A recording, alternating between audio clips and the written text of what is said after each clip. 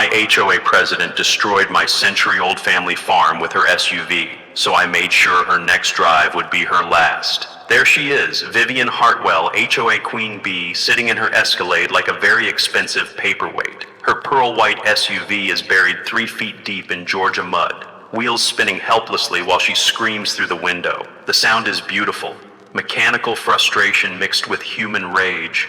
The smell of diesel mixes with fresh earth, and I can taste the justice. This woman spent 6 months destroying my family farm with lawsuits. She flooded my tomato fields, cost me $8,000, and nearly killed my daughter's wedding fund. So I learned her daily route and prepared a surprise. 6 months of harassment deserved one perfect payback. Those sirens, they're coming for her, not me. Sometimes the best revenge is perfectly legal. What would you do if some HOA queen thought she owned your family land? Drop your worst HOA horror story below and let me know where you're watching from. My name's Dalton Briggs, and this 40-acre slice of heaven has been in my family since 1923. My great-grandfather bought this land during the Depression for $60 and a handshake, back when a man's word meant something and the morning air smelled like possibility instead of lawsuits. 3 generations of Briggs men have worked this red Georgia clay, growing everything from cotton to the organic heirloom tomatoes that now supply half the county's farmers markets. Walk through my fields on a summer morning and you'll hear the satisfying crunch of gravel under work boots, smell the rich earth still damp with dew, and feel the honest weight of soil under your fingernails. This farm isn't just my livelihood, it's my daughter Emma's inheritance and her wedding venue. We'd planned the reception under our century-old oak trees, where 4 generations of Briggs children learned to walk. The farm income was supposed to cover everything: the caterer, the flowers, the dress Emma had been dreaming about since she was 12. Then came Magnolia Springs Estates. 200 McMansions dropped onto pristine farmland like suburban measles. The sales brochures promised country living with urban convenience, which apparently meant living next to actual farmers without tolerating any farming. Each house cost more than my farm's annual revenue, filled with people who wanted the Instagram aesthetic of rural life without the reality. Enter Vivian Hartwell, 48, Connecticut transplant, and walking advertisement for why money can't buy class. This woman elected herself HOA president, faster than you can say property values, and immediately declared war on anything that reminded her new neighbors they'd moved to farm country. Her opening salvo? A formal complaint about my roadside vegetable stand being an aesthetic violation that depresses surrounding property values. Picture this: Vivian drives a pearl-white Escalade that's never touched honest dirt, wears tennis whites to buy milk, and speaks in that special tone rich people reserve for explaining why everyone else is doing life wrong.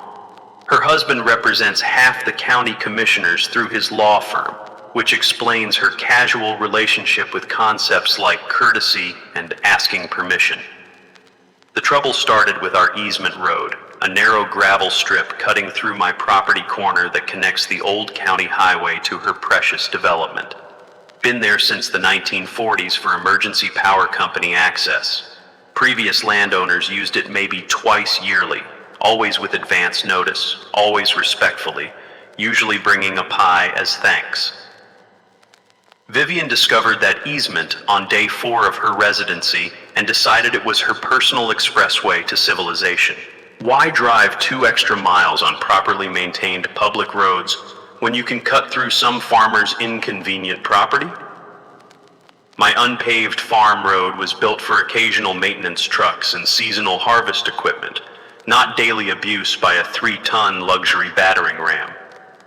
The first morning she roared through at 7 a.m., engine revving unnecessarily. I figured honest mistake. Maybe she was lost. Maybe GPS confused her. The second time, I walked over for what I hoped would be a neighborly conversation about mutual respect and property care. That's when I met Vivian's charming personality in all its glory. "It's my legal right to use this easement," she announced through a barely cracked window, air conditioning blasting while I stood sweating in the Georgia heat. Perhaps if you maintained your property to proper residential standards, there wouldn't be drainage issues. Proper standards. Lady, I'm growing food that feeds half the county's families. What exactly are you producing besides complaints and carbon emissions? 2 weeks of her daily commute carved deep ruts in my carefully maintained access road. The drainage system my grandfather installed failed completely, flooding my prize heirloom tomato fields every time clouds gathered. 30 years of careful soil management and organic certification work destroyed by one woman's entitlement and German automotive engineering. When I politely requested she consider limiting her easement usage to emergencies, she threatened immediate legal action for harassment of elected HOA officials. When I mentioned the mounting property damage, already $3,000 in lost crops and repair costs, she suggested I contact my insurance company and stop bothering busy people. That moment I realized this wasn't really about road access or convenience. This was about power, control, and one woman's determination to remake the world according to her suburban fantasy. Vivian had decided my century-old family farm was fundamentally incompatible with her vision of gentrified rural perfection, and she was systematically planning to remove that obstacle one lawsuit, one complaint, and one tire rut at a time. 3 days after our charming conversation, Vivian fired her first real shot. A certified letter arrived from the county planning office, the thick manila envelope crackling ominously between my calloused fingers. Somebody had filed a formal complaint about agricultural nuisances and potential environmental violations on my property. The smell of official bureaucracy mixed with my morning coffee as I read through 12 pages of legal accusations that basically boiled down to farmer bad, development good. According to the complaint, my farm's irrigation runoff allegedly violated residential water quality standards. My composting operation supposedly created hazardous biological waste conditions. Apparently, these people had never seen actual fertilizer before. Even my weekend corn maze, a family tradition that brought joy to hundreds of kids each fall, was flagged as an unpermitted commercial entertainment facility operating in violation of zoning regulations. County Inspector Jim Martinez called me that afternoon, his voice tight with the frustration of a man forced to investigate nonsense. Dalton, I've known your family 30 years. This complaint is garbage, but my hands are tied. I have to investigate every allegation. He paused, and I could hear him choosing words carefully. You should know this came through unusual channels. Somebody with serious connections fast-tracked this to my desk with a note about priority review for public safety concerns. The inspection was scheduled for peak harvest season naturally. Nothing like shutting down farm operations during the 2 weeks that determine your entire year's income. I spent 3 days documenting every irrigation line, every compost bin, every blade of grass on my property. The paperwork alone cost me $400 in copying and certification fees. Money that should have gone toward Emma's wedding flowers. Meanwhile, Vivian escalated her daily harassment campaign with the precision of a military operation. Her morning commute now included deliberate acceleration through the muddiest sections of my access road, spinning tires with unnecessary aggression while classical music drifted from her open windows. The woman had somehow weaponized her daily drive to work, turning vehicular vandalism into an art form. That's when I remembered something my brother-in-law mentioned during deer season last year, how trail cameras had helped him catch the teenagers stealing from his hunting cabin. I thought it was overkill at the time, but desperate situations call for digital solutions. These cameras provide legally admissible evidence in property disputes because they create date and time-stamped records that no lawyer can argue with. I positioned them carefully on my own property, angled to capture license plates and driver behavior without trespassing on anyone else's land. The cameras revealed Vivian's true pattern within days.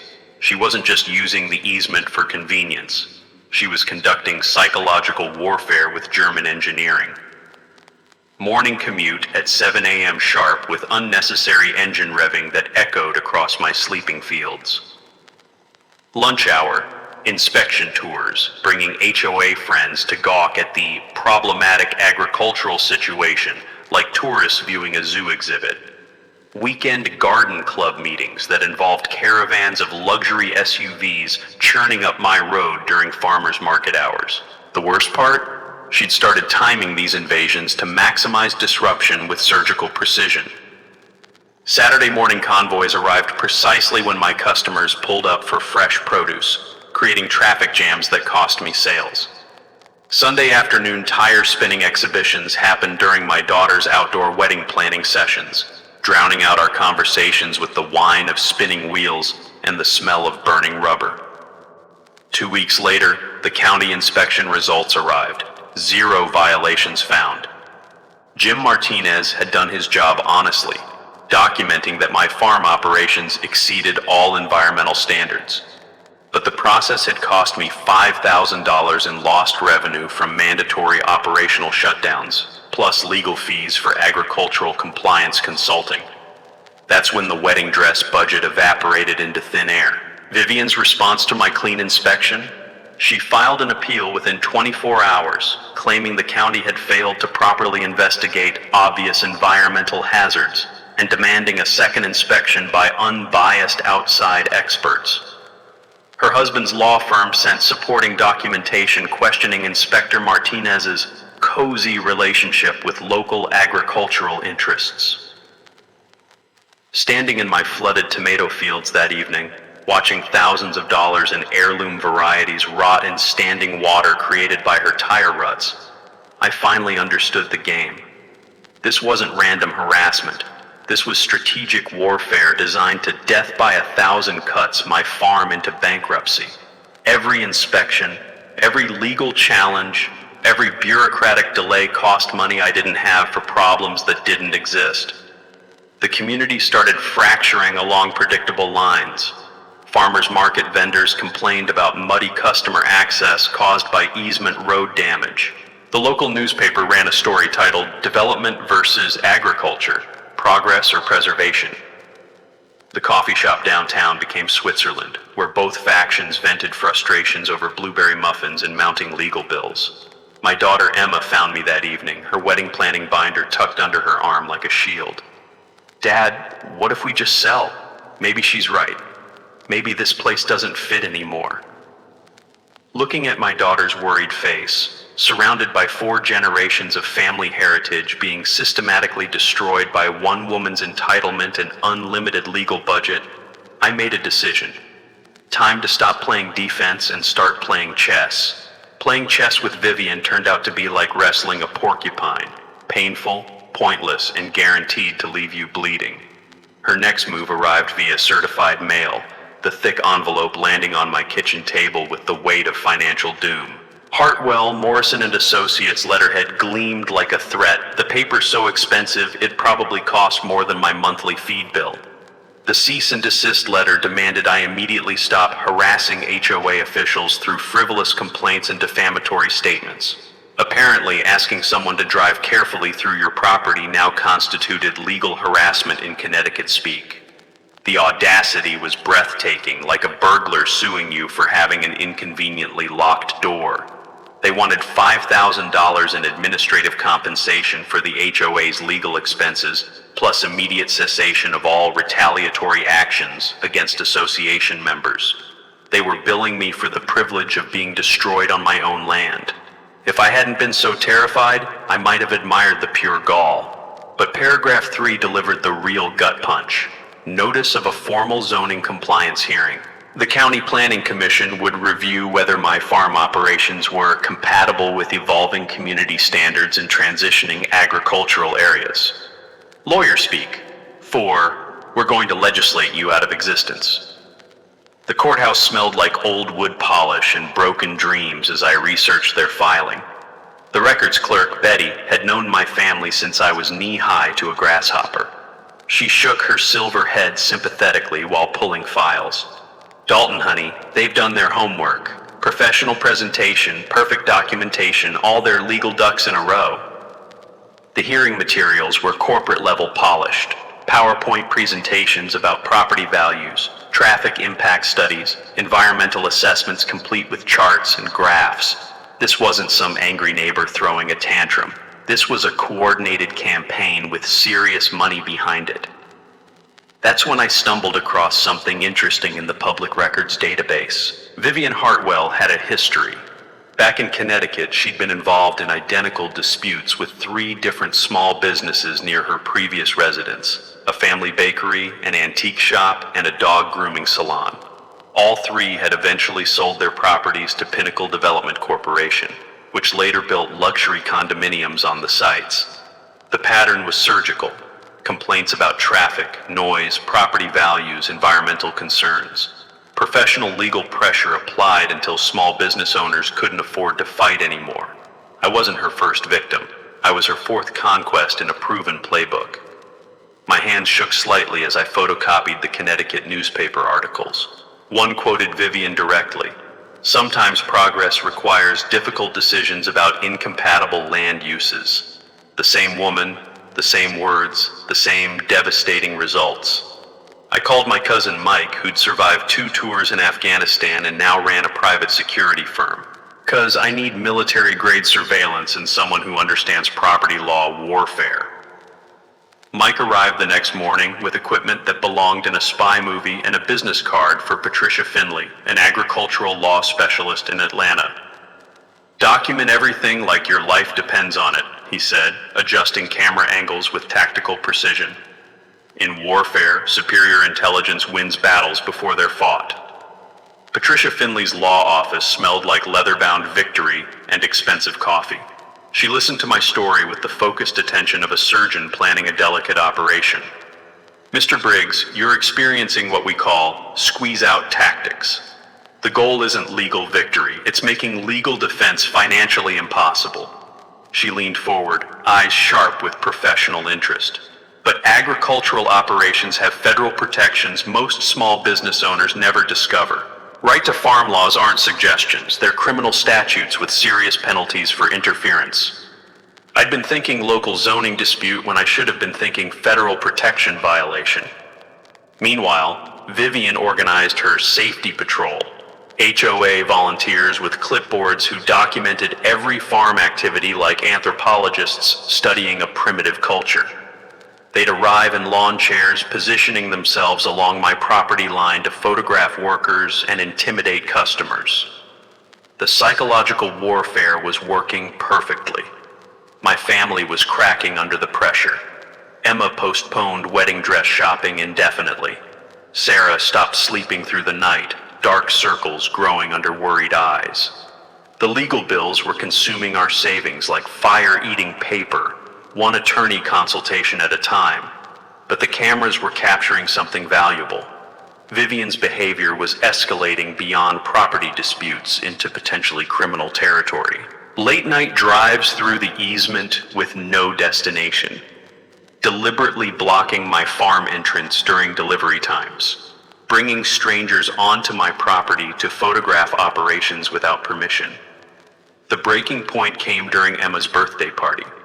20 kids running around our backyard, families enjoying homemade ice cream under century-old oak trees, when Vivian's convoy arrived for an impromptu inspection. 6 luxury SUVs crawling through my property at funeral pace, passengers hanging out windows with cameras, deliberately disrupting children's laughter with engine noise and intimidation. That's when Vivian made her first real mistake. Those hidden cameras had just documented intentional harassment of a private family gathering. In agricultural law, terrorizing children crosses the line from property dispute to federal crime. Standing in my kitchen that night, reviewing footage of entitled adults ruining kids' birthday parties, I finally understood the complete game board. Time to flip the table. Vivian's next assault hit like a bureaucratic hurricane. Within 1 week, my mailbox overflowed with official inspection notices from the EPA, Georgia Department of Agriculture, County Health Department, and OSHA. The thick manila envelopes smelled like government ink and impending doom. Someone was trying to bury me in regulatory quicksand. Each agency cited anonymous complaints about alleged violations that would have been hilarious if they weren't so expensive. My organic composting operation suddenly became hazardous biological waste disposal. My weekend corn maze transformed into an unlicensed amusement facility, creating public safety risks. Even my farm dog's water bowl was flagged as a potential vector for waterborne pathogens. The creativity was almost artistic, like watching someone paint your destruction in bureaucratic watercolors. The timing was surgical precision. All inspections scheduled during my 3-week harvest window, the only period that determined whether I made money or went bankrupt. Each inspection required costly preparation, soil testing, water analysis, professional documentation of every farming practice dating back to my grandfather's era. The fees alone totaled $8,000, which was supposed to be Emma's entire wedding budget. But Vivian's corporate efficiency contained a fatal flaw. I'd been researching agricultural harassment cases late into the night, learning how farmers in other states had fought similar battles. Turns out federal agricultural protection laws aren't suggestions, they're criminal statutes with real teeth. Coordinating multiple agency complaints against legitimate farming operations isn't just harassment, it's a federal conspiracy with prison time attached. Patricia Finley's voice sharpened when I read her the complaint list over the phone. Mr. Briggs, this coordination pattern screams organized interference. File simultaneous false complaints with multiple federal agencies, and you've crossed from civil dispute into criminal conspiracy territory. Meanwhile, my trail cameras revealed Vivian's digital warfare campaign. She'd launched Magnolia Springs Safety Concerns, a Facebook group that somehow attracted 400 members in 10 days. Professional quality videos portrayed my century-old farm as an environmental apocalypse, complete with ominous music and editing that made normal farming look like Chernobyl cleanup operations. The propaganda was masterfully crafted. Photos of my irrigation system labeled unregulated industrial runoff, pictures of my heritage compost bins described as biological hazard accumulation, shots of my vintage John Deere presented as heavy machinery endangering residential safety. Each post generated dozens of angry shares from people who thought vegetables grew in grocery stores through spontaneous generation. But the cameras captured something that made my coffee turn cold in my mouth. Late Thursday evening, Vivian escorted strangers onto my property. Not county officials, but people in $1,000 suits carrying surveying equipment and professional cameras. They weren't documenting violations. They were calculating square footage and development potential like sharks measuring a bleeding swimmer. I spent the weekend digging deeper into those Connecticut newspaper archives, following digital breadcrumbs that led to an ugly pattern. Pinnacle Development Corporation hadn't just purchased properties after Vivian's harassment campaigns. They'd been quietly acquiring surrounding parcels months before her first complaint. The family bakery, antique shop, and dog grooming salon weren't random harassment targets. They were strategic obstacles in predetermined development plans. Cross-referencing Georgia property records revealed the terrifying scope. Pinnacle Development had been systematically buying farmland throughout our county for 2 years. Small family operations, generational properties, rural heritage sites, always after prolonged legal disputes with nearby residential communities. Always purchased at distressed prices from financially devastated sellers who couldn't afford continued legal warfare. This wasn't random suburban entitlement.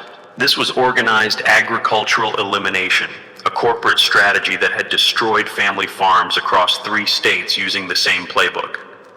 Plant an HOA operative, manufacture complaints, overwhelm small farmers with legal costs, acquire distressed properties at below market prices. That's when the sabotage escalated beyond harassment into outright warfare. I discovered my main irrigation system severed in 4 places, flooding my equipment storage and drowning 2 acres of heirloom tomatoes that had taken 3 months to nurture. The cuts were professional, surgical, someone with proper tools and detailed knowledge of agricultural infrastructure.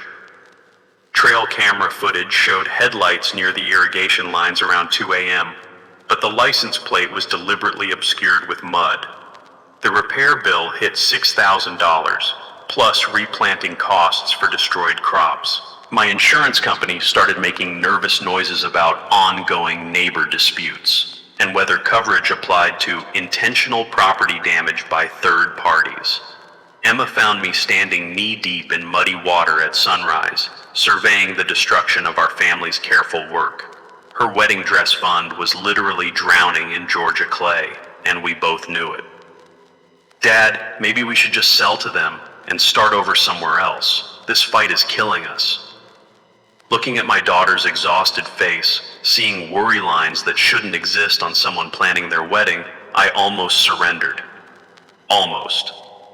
But then I remembered those development consultants measuring my great-grandfather's legacy like it was just another commodity to be consumed and converted into suburban sprawl. That morning, I made 3 strategic phone calls. First to the private investigator Patricia Finley recommended. Second to the county sheriff about documenting property crimes. Third, to a journalist who specialized in investigating corporate agricultural harassment patterns.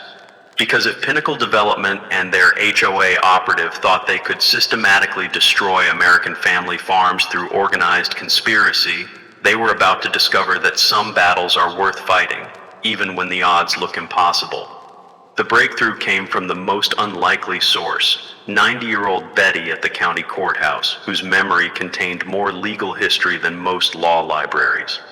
I'd been drowning in easement research for the 4th time that week, surrounded by the musty smell of old filing cabinets and the taste of desperation in my mouth, when Betty shuffled over carrying a dust-covered file box like it contained buried treasure. "Dalton, honey, you've been barking up the wrong tree," she said, her arthritic fingers surprisingly gentle with yellow documents that crackled like autumn leaves. "Your great-grandfather was craftier than a fox in a henhouse. He didn't just buy this land, he bulletproofed it." The original 1923 deed was handwritten in fountain pen ink that had faded to sepia. Each letter formed with the careful precision of a man who understood that words on paper could save or destroy a family's future. But the legal language was crystal clear. My great-grandfather had negotiated an agricultural protection clause directly into the easement agreement. In script that looked like calligraphy, it stated that easement rights would be rendered null and void should said access be employed to harass, impede, or interfere with legitimate agricultural operations conducted upon the adjoining property. The man had basically installed a legal landmine with a 90-year fuse. My coffee grew cold as I read the clause 3 times, each reading making the implications clearer. Betty smiled with the satisfaction of someone who'd been waiting decades to drop this particular bombshell. "Your great-granddaddy survived the Depression by watching neighbors lose their farms to city lawyers and bank foreclosures. He swore no future generation of Briggs would face that fight defenseless." The protection clause predated modern zoning laws, HOA covenants, and residential development regulations by decades. Under Georgia property law, historical agricultural protections couldn't be superseded by subsequent residential development. They had absolute legal precedence. Vivian's entire harassment campaign wasn't just unsuccessful, it was retroactively illegal. Patricia Finley's voice sharpened to laser focus when I read the clause over the phone. "Mr. Briggs, this doesn't just protect you from harassment. This gives you grounds to permanently void their easement rights and sue for federal agricultural interference violations. Your great-grandfather essentially gave you a legal nuclear weapon." But the real devastating detail was what the clause revealed about Vivian's documented behavior. Every trail camera incident, the deliberate tire spinning, the inspection tours, the social media warfare, constituted legal proof of intentional harassment designed to interfere with agricultural operations. She hadn't just been trespassing. She'd been committing federal crimes while thinking she was exercising property rights. Agricultural Protection Clause violations trigger enforcement mechanisms most lawyers never encounter. Each documented harassment incident carried potential fines up to $50,000, plus criminal penalties, including jail time for systematic interference with protected agricultural operations. Vivian had been building her own prison sentence, one tire rut at a time. The research painted an even bigger picture. Pinnacle Development's strategy of eliminating problematic farms only succeeded when farmers didn't discover historical protection clauses. In Connecticut and Massachusetts, they destroyed dozens of family operations through harassment campaigns. But in 2 cases where farmers found agricultural protection language, Pinnacle had quietly withdrawn and paid 6-figure settlements to avoid federal prosecution. They'd systematically targeted farmers who appeared legally vulnerable, always avoiding properties with known historical protections. This time, they'd picked a fight with a man whose great-grandfather had outmaneuvered the Great Depression and left his descendants a hidden ace in the hole. That evening, I called Emma with news that made her voice break with relief for the first time in months. "Dad, does this mean we can save the farm and still have my wedding here?" Holding that faded document in hands that carried the same calluses as the man who'd signed it, I felt my great-grandfather's presence in the room like a warm embrace across 9 decades. "Emma, sweetheart, we're not just saving your wedding. We're about to give that old fox the last laugh he spent his whole life setting up." The Agricultural Protection Clause transformed my kitchen into a war room that smelled like fresh coffee and righteous anger.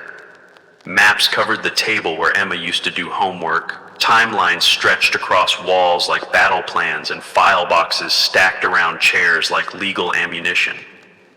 My great-grandfather's faded handwriting had become the blueprint for the fight of our lives.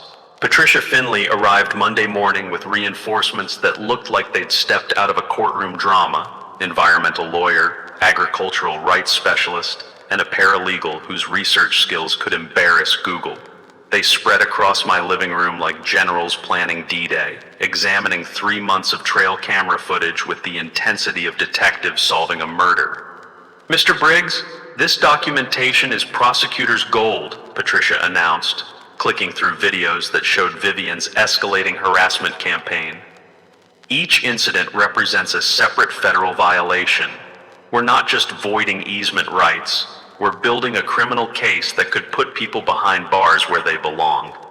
The evidence cataloging felt like archaeological work, carefully documenting every harassment incident with the precision of scientists preserving artifacts. Mike's military-grade cameras had captured everything: midnight sabotage runs with clear license plates, inspection parades with facial recognition quality, even audio of Vivian instructing HOA members to document every violation of community standards during conversations she thought were private. But building the legal case was only half the strategy. I needed community allies, and that meant education time. Tuesday evening, I invited every farmer within 20 miles to my kitchen for coffee and consciousness raising. The room filled with weathered hands wrapped around steaming mugs and worried faces, lined by decades of honest work under unforgiving sun. "Folks, this isn't about my property dispute," I explained, spreading newspaper clippings from Connecticut and Massachusetts across the table, like evidence of crimes against agriculture. Pinnacle Development has weaponized suburban entitlement into a system for eliminating family farms. They plant operatives in nearby developments, manufacture bogus complaints, overwhelm small farmers with legal costs, then acquire distressed properties at bankruptcy prices. Old Jim Patterson, whose family had been growing prize-winning peaches since Cleveland was president, squinted at the documents through glasses held together with electrical tape and stubborn determination. "Dalton, you telling us this Connecticut woman's been working for corporate vultures this whole time? That every insult and lawsuit was planned from day one?" "I'm saying we've all been hunted, Jim. Check your property records. I guarantee Pinnacle's been circling every farm in this room like buzzards waiting for roadkill." The silence that followed was thicker than August humidity. These men had spent lifetimes building agricultural legacies, and they were just realizing those legacies were under systematic assassination by corporate predators wearing tennis whites and driving luxury tanks. By Thursday, my kitchen had become unofficial headquarters for what we'd started calling the Agricultural Defense Coalition. Farmers arrived daily with their own horror stories: mysterious environmental complaints, frivolous safety violations, HOA pressure campaigns against legitimate agricultural operations. The pattern was surgical across 15 different properties. Pinnacle Development was conducting agricultural genocide through legal warfare. The smoking gun came when Martha Stevens, who operated the county's largest organic farm, brought a folder thick with private investigation results. Her weathered hands shook slightly as she spread photographs across my table. Dalton, you need to see what my detective discovered about Pinnacle's real business model. The investigation revealed that Pinnacle Development was actually a subsidiary of Agricultural Transition Solutions, a national corporation that specialized in converting productive farmland into suburban sprawl. Their business model was breathtakingly cynical. Identify agricultural regions with development potential, systematically eliminate existing farms through harassment campaigns, acquire distressed properties at fire sale prices, then convert entire food-producing areas into cookie-cutter subdivisions. They'd successfully murdered over 200 family farms across 8 states using identical tactics. Plant HOA operatives, manufacture legal complaints, financially exhaust farmers through endless litigation, acquire distressed properties for pennies on the dollar, wash, rinse, repeat, profit. Vivian wasn't some entitled neighbor throwing suburban tantrums. She was a professional agricultural executioner. But knowledge creates power, and historical protection clauses create legal dynamite. Patricia's research had discovered similar agricultural protection language in 6 other county farm deeds. What Pinnacle thought was systematic elimination had actually activated a network of federally protected agricultural operations with enough documented harassment evidence to justify criminal prosecution. The irony was sweeter than my grandmother's peach preserves. By targeting multiple farms simultaneously, Pinnacle had triggered a coordinated federal agricultural interference investigation.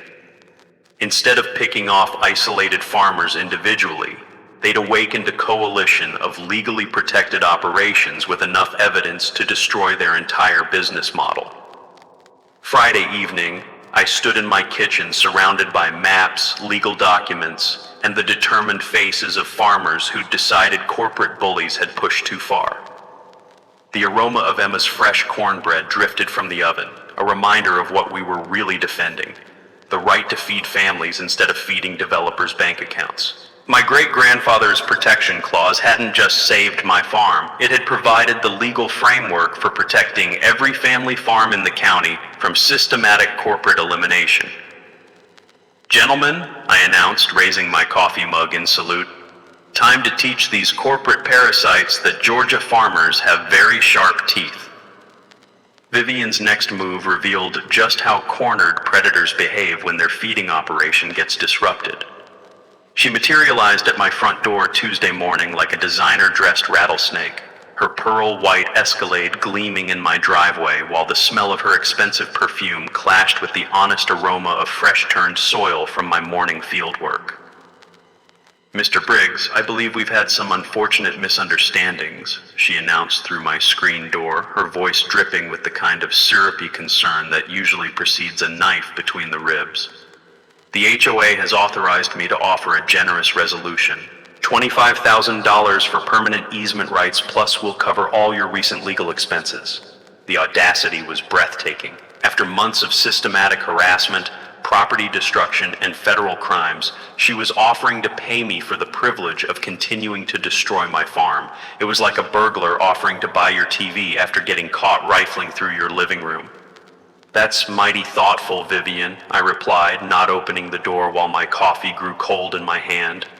But I'm curious, where's a neighborhood HOA getting that kind of cash? Your dues must be higher than membership at Augusta National. Her practiced smile flickered for exactly 1 second, revealing something predatory underneath the suburban soccer mom costume. Sometimes community improvement requires significant investment, Mr. Briggs. I'm certain a practical businessman like yourself understands the wisdom of avoiding prolonged legal entanglements. Betty, the threat was velvet-wrapped but crystal clear.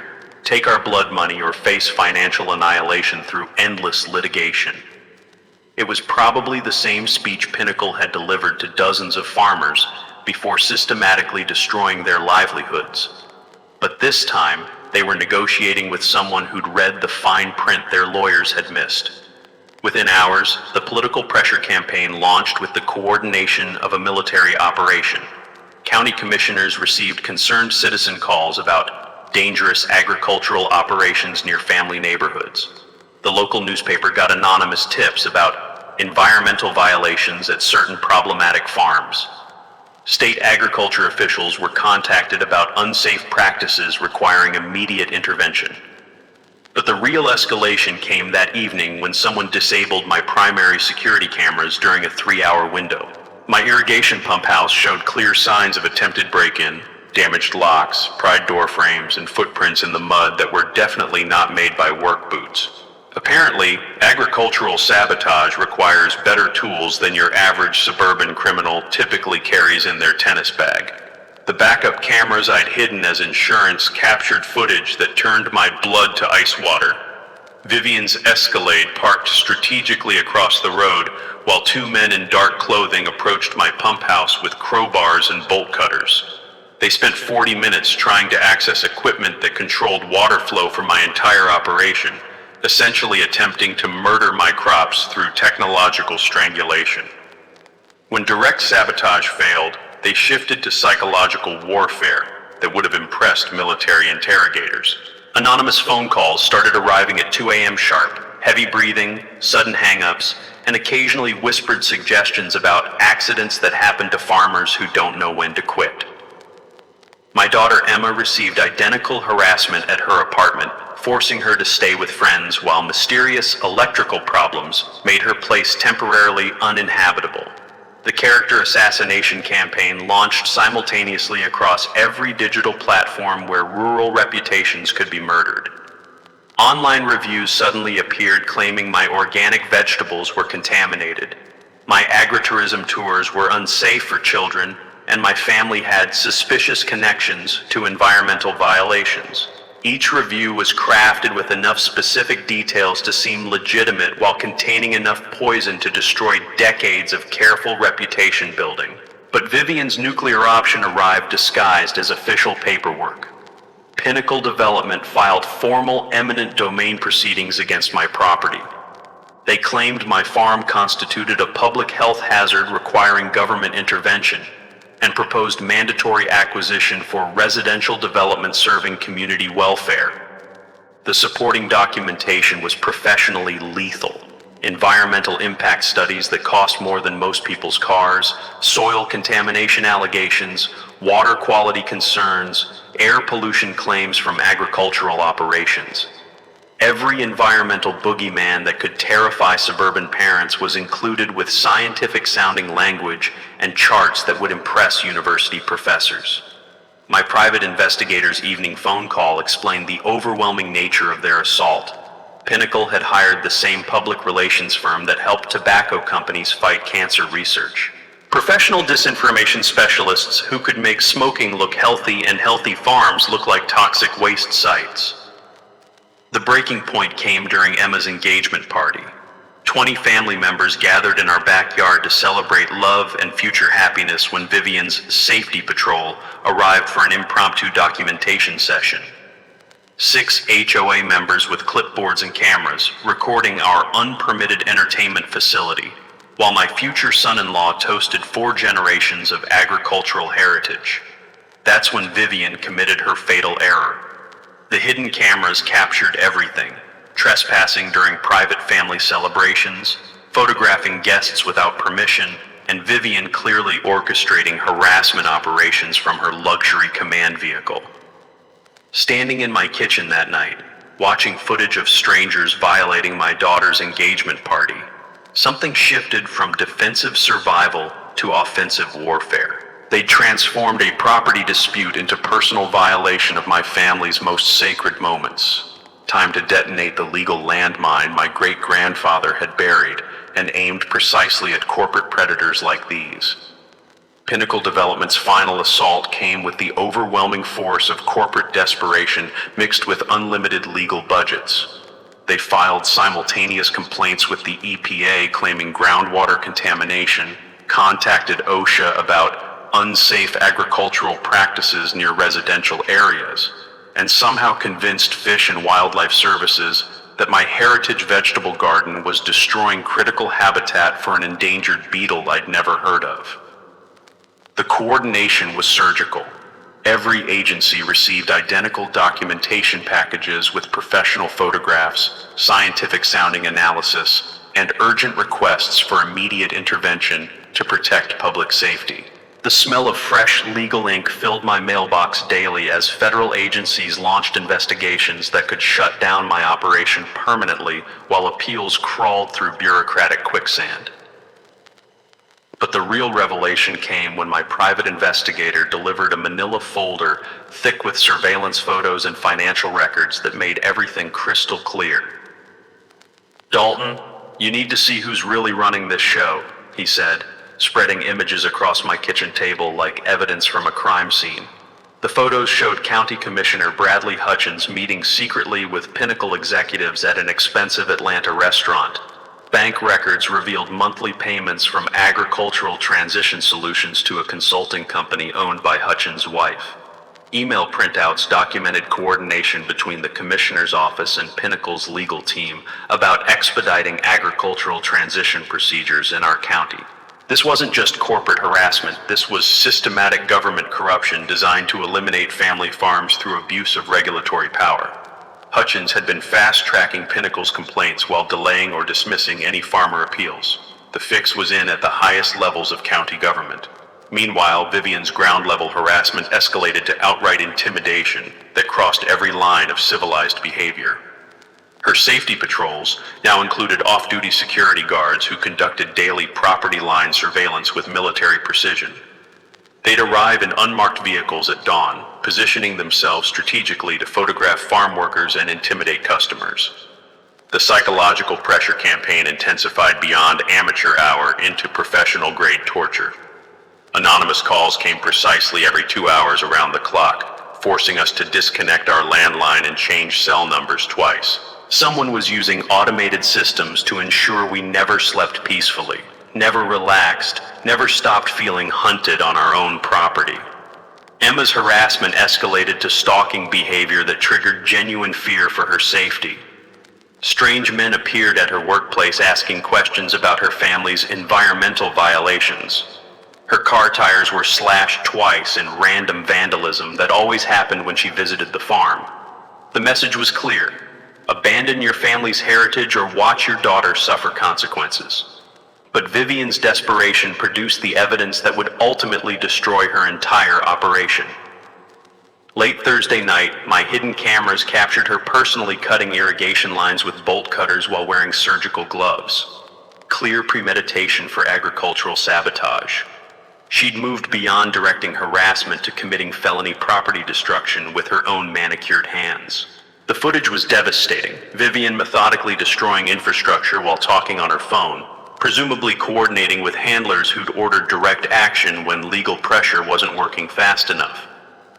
Her privileged suburban entitlement had devolved into criminal behavior that federal agricultural protection laws punish with serious prison time.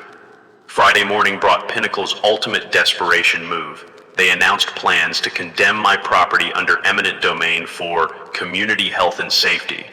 The County Commission scheduled an emergency session to vote on forced acquisition, with Commissioner Hutchins presenting urgent public welfare concerns that required immediate government intervention. The eminent domain petition was accompanied by a media blitz that would have impressed political campaign managers.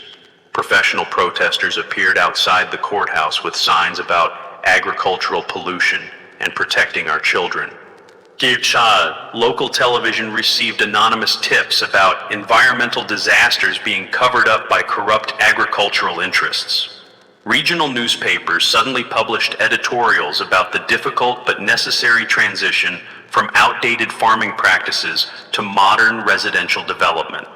The messaging was too coordinated, too professional, too expensive to be grassroots community concern. This was corporate warfare disguised as citizen activism. But Pinnacle had finally overplayed their hand completely. By involving corrupt government officials in systematic agricultural harassment, they transformed a civil property dispute into a federal conspiracy case with racketeering implications. Their own documentation would become evidence in criminal prosecutions that could destroy careers and send people to federal prison. My agricultural law team had been quietly building relationships with federal investigators who specialized in corporate agricultural interference cases. The FBI's white-collar crime division was already monitoring agricultural transition solutions across multiple states, and our documented evidence provided the missing pieces for a major federal investigation. Standing in my kitchen that Friday evening, surrounded by 3 months of perfect documentation showing systematic corporate harassment, government corruption, and criminal conspiracy to eliminate family farming, I felt like my great-grandfather was finally getting his revenge against the forces that had tried to destroy agricultural families during the Depression. The irony was perfect. By escalating beyond civil harassment into criminal conspiracy, Pinnacle had activated federal law enforcement mechanisms designed specifically to protect American food production from corporate predators. They'd essentially called in an airstrike on their own position. Tomorrow's county commission meeting would become the public stage where 90 years of careful legal preparation met corporate arrogance head-on.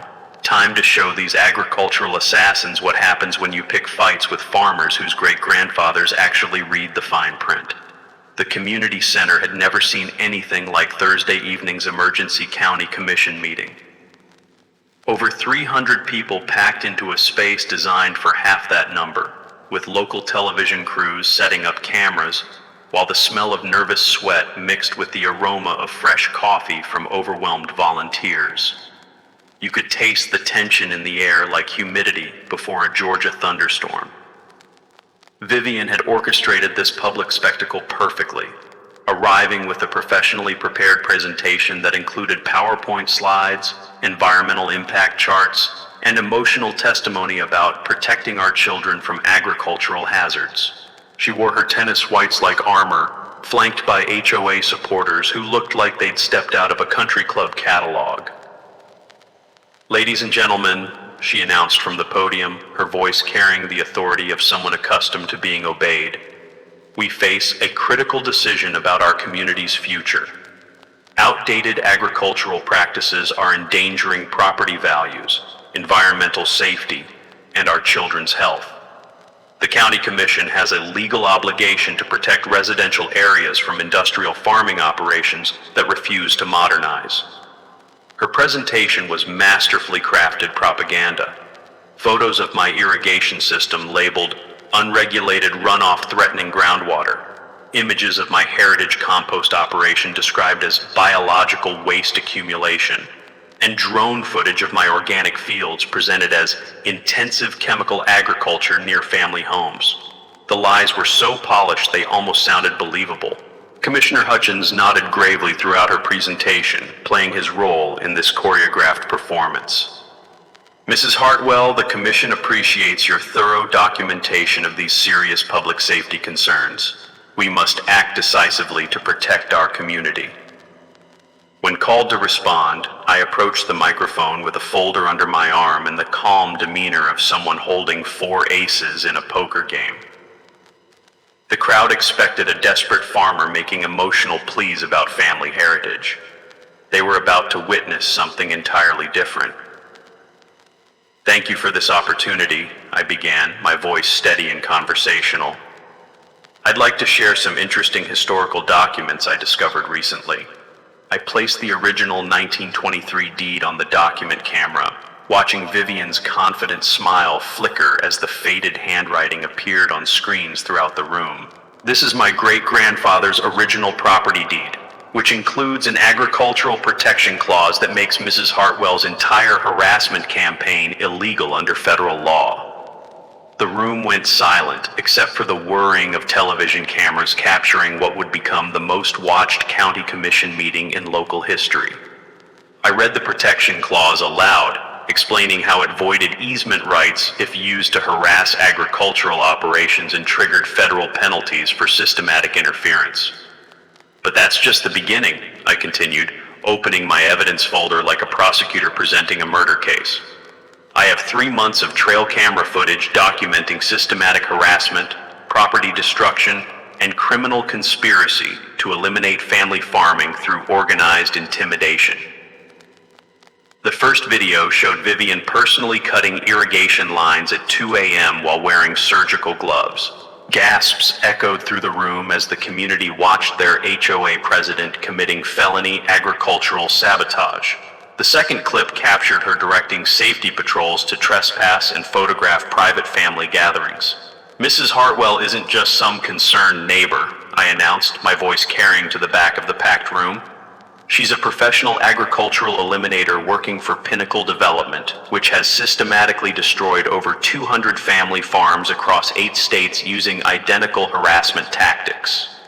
I presented bank records showing payments from Agricultural Transition Solutions to Commissioner Hutchins' wife, email documentation of coordination between corrupt officials and corporate interests, and evidence that Pinnacle had been quietly purchasing distressed farmland throughout the county after manufacturing legal crises. "This isn't about zoning or environmental protection," I declared, feeling my great-grandfather's presence guiding every word. "This is about corporate agricultural assassination disguised as community concern." Vivian's composure finally cracked completely.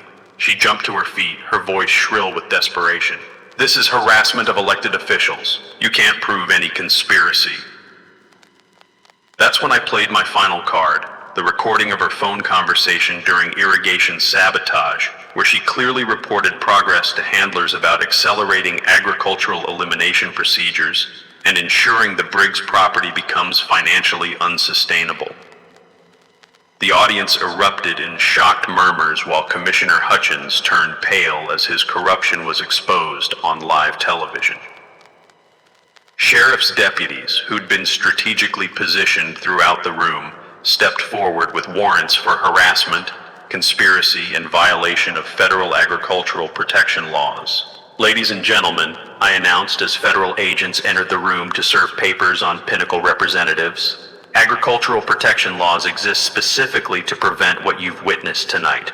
When corporations try to eliminate American food production through systematic harassment, that's not just civil litigation, that's a federal crime."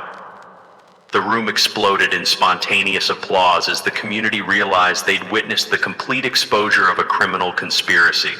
Vivian was escorted out in handcuffs while television crews captured the dramatic collapse of a systematic agricultural elimination campaign.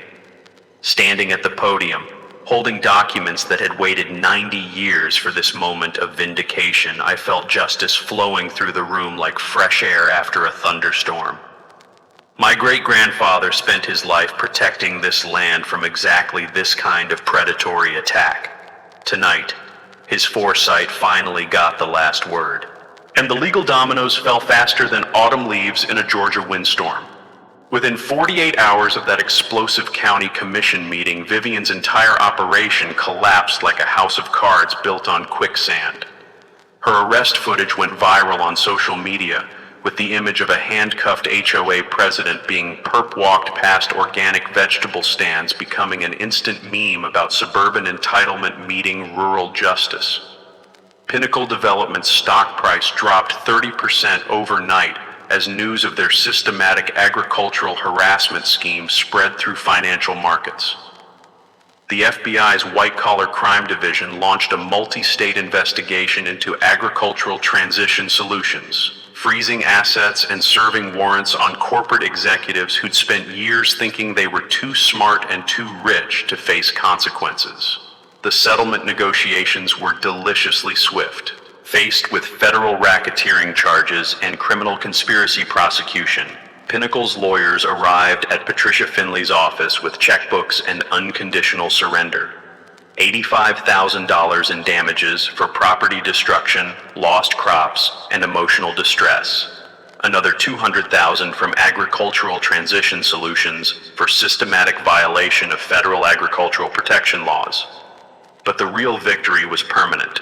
My great-grandfather's agricultural protection clause was now legally reinforced by federal precedent, making my farm essentially bulletproof against future development pressure. The easement rights were voided forever, with no trespassing signs installed by county order. Future property transfers would carry the same protections, ensuring that generations of Briggs descendants could farm this land without fear of corporate predation. Commissioner Hutchins resigned in disgrace before criminal charges were filed, his political career destroyed by evidence of corruption that made front-page news across 3 counties. The county prosecutor announced a comprehensive review of all agricultural properties for similar protection clauses, triggering a renaissance of awareness about historical farming rights that developers had tried to bury. Emma's wedding became a celebration of more than just love. It was a victory party for agricultural heritage preservation. We held the reception under those same oak trees where my great-grandfather had planned his legal trap 9 decades earlier, with 300 guests, including farmers from 6 counties who'd been inspired to research their own property protections. The settlement money allowed complete farm modernization, new irrigation systems with backup protections, equipment upgrades that doubled our production capacity, and expansion into value-added agricultural products that created jobs for local families. The farm that Vivian had tried to eliminate became more profitable and productive than ever before. But the most satisfying transformation was community-wide. Former HOA members publicly apologized for participating in harassment campaigns, with new leadership focused on legitimate neighborhood improvement rather than agricultural elimination. A joint community garden project was announced, bridging the development and farm with shared growing spaces that taught suburban families where food actually comes from. The Rural Heritage Protection Fund scholarship program I established helps small farmers facing similar development pressure harassment, legal assistance for agricultural families, research funding for historical property protections, and a template for fighting corporate agricultural elimination campaigns. What started as one farm survival battle became a model for protecting American agricultural heritage. Documentary filmmaker Sarah Martinez completed her feature film about rural gentrification conflicts, with our case becoming the centerpiece example of how historical legal protections can defeat modern corporate predation. Agricultural law schools now use our documentation as a teaching example for students learning to protect farming families from systematic harassment. The federal government strengthened enforcement of agricultural protection statutes, with enhanced penalties for false environmental complaints against legitimate farming operations. State legislatures across the region passed additional protections inspired by our successful defense, creating legal frameworks that make agricultural harassment campaigns financially and legally impossible. Standing in those same fields where Vivian's tire ruts once destroyed my tomato plants, watching families from the development purchase fresh produce at our expanded farm stand, I felt the deep satisfaction of justice served across generations. My great-grandfather's foresight had protected not just our family, but an entire way of life that corporate predators had tried to eliminate. Emma's children now play in the same dirt where their great-great-grandfather planted seeds of legal protection that bloomed into victory 90 years later. The historical marker installed by the county commemorates the agricultural protection clause that saved family farming in our region. So here's my challenge to you. Share your worst HOA nightmare story in the comments. I'll help you research your own legal protections. And subscribe for more David versus Goliath justice stories where homework and heritage defeat corporate bullies every single time. Next week, how a retired librarian used a 200-year-old water rights clause to shut down her neighbor's illegal swimming pool empire. You won't believe what she found in the courthouse basement. Thanks for hanging out with us on HOA Stories, where the HOA Karens meet their match. If this story had you cheering or cringing, go ahead and like the video, drop a comment with your reaction, and hit subscribe so you're ready for the next wild HOA tale.